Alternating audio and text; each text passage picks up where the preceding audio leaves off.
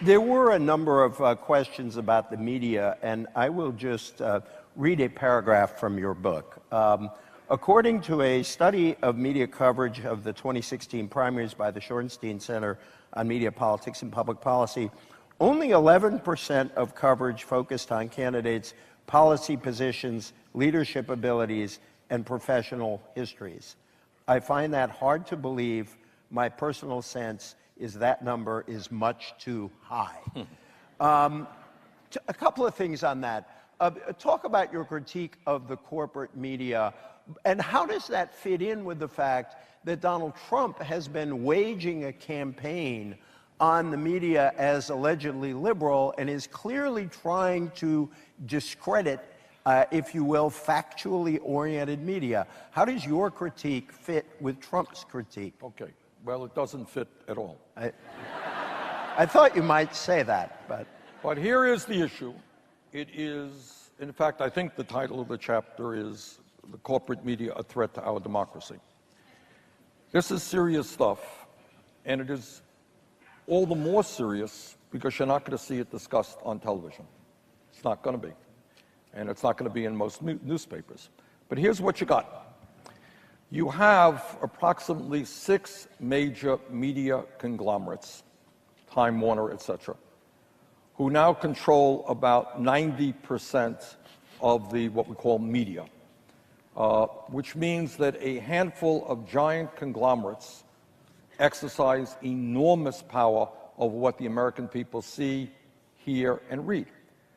And we have got to disabuse ourselves of the idea that NBC and CBS and CNN and Fox and all these guys, they're objective. They're kind of referees. They're going to give both sides of the story.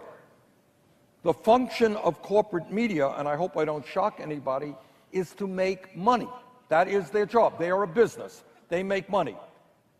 And in fact, somebody like a Donald Trump, and EJ, correct me if I'm wrong, I'm sure you're familiar with this, I think the head of CBS and CNN both said Trump was great for them. He was outrageous, he said outrageous things, their ratings went up, put him on again. Every time you turn on the television, there's Donald Trump saying something outrageous, attacking somebody. Great TV.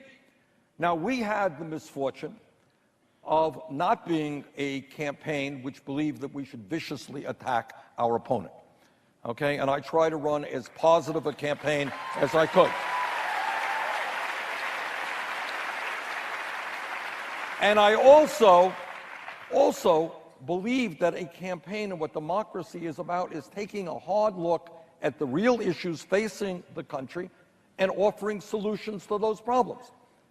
Problem is, I could not do that in 3 seconds. And problem is, that is not what media is interested in, getting back to what EJ just read.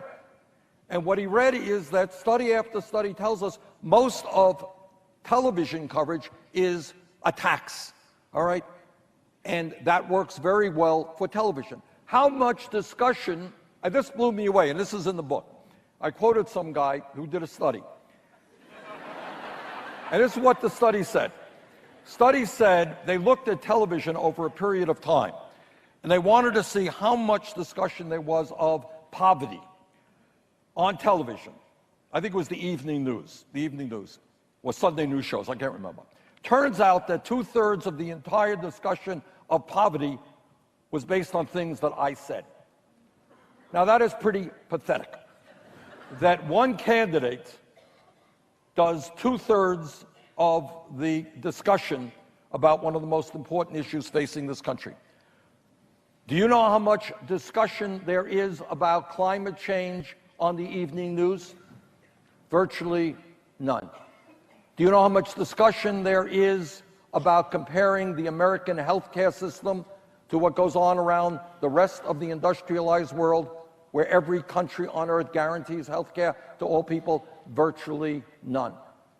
So the point about my critique was not that, media hates me and all that stuff. That wasn't the point. The point was that in a democracy, we need serious discussion about serious issues. And that is not what the corporate media is giving us.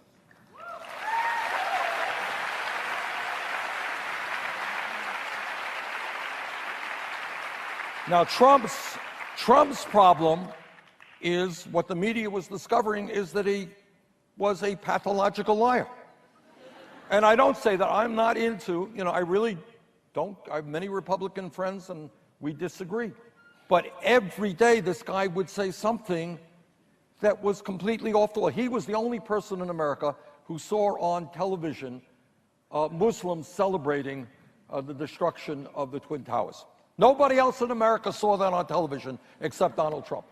And he was absolutely convinced that he saw that. And on it goes. And the media had a hard time because they were trying to say, well, that's not quite true.